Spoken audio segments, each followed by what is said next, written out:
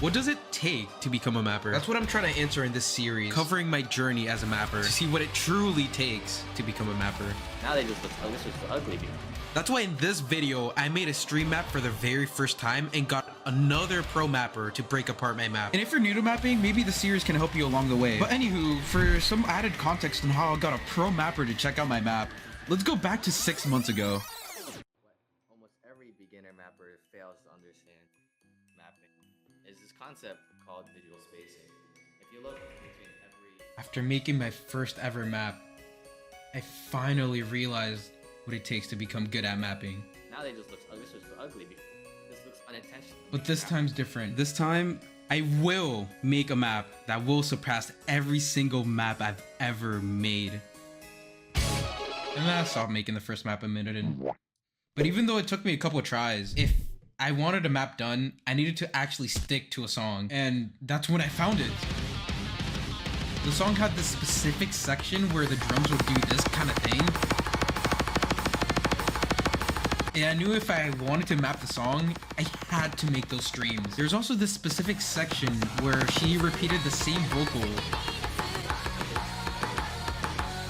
And every time I played it, I can always imagine how I could map those parts. And after days of daydreaming, studying, analyzing, and mapping, all the blood, sweat, and tears, I was able to come up with I also gave up on this map. And I was a little bit sad about it, since I felt like I worked really hard on the song. But I pretty much finished 80% of the map this time. I decided that if I were to stop working on the map, I should at least get someone to review it so that way I could get it out of the way and start working on new projects. But that's when it finally happened.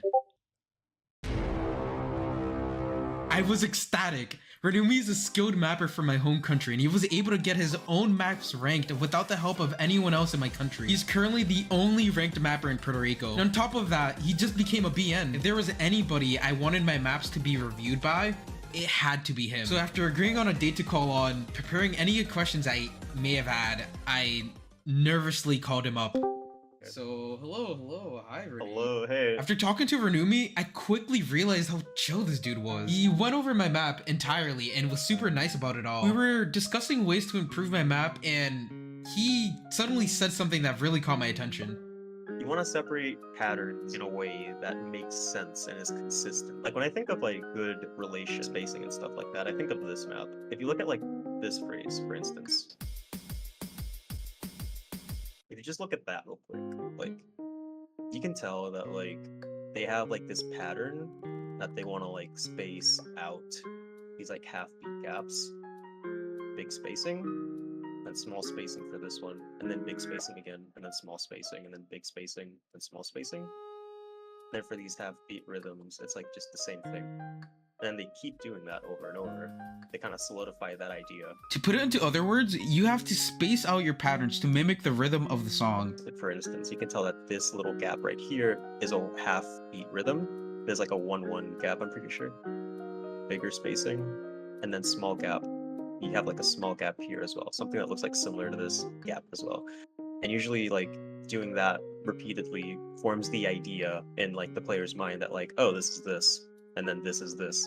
To say that I understood this concept at first would be a lie, but I feel like experimenting and reviewing criticisms is crucial to improving as a mapper. Though I'm glad that I was able to successfully move my ideas into the canvas, I realized that there's more to mapping than just making the most hype parts of a map. By breaking down my patterns by rhythm, or as Renumi likes to call it, relation spacing, I can make my maps feel a lot more visually appealing. Not to mention it makes the map a lot easier to play. Overall, I really do think that having this talk with Renumi was really important to me when it comes to improving my mapping skills. When I told Renumi that I didn't want to finish the map, he said, A lot of like newer mappers love to remap like their map over and over, like the same song. And me personally, I feel like the best way that you improve to is just like making more maps. Again, just like going back to my previous place, just keep making more maps. Like if you feel like you're at that point in like a map or a song that you're just kind of burnt out, you're kind of like, oh, I don't want to fiddle with this map anymore, just kind of leave it out and finish, then that's fine too. That's like probably more productive than just like remapping the same map like 500 billion times. Like doesn't get you anywhere if you're just like stuck on one place. And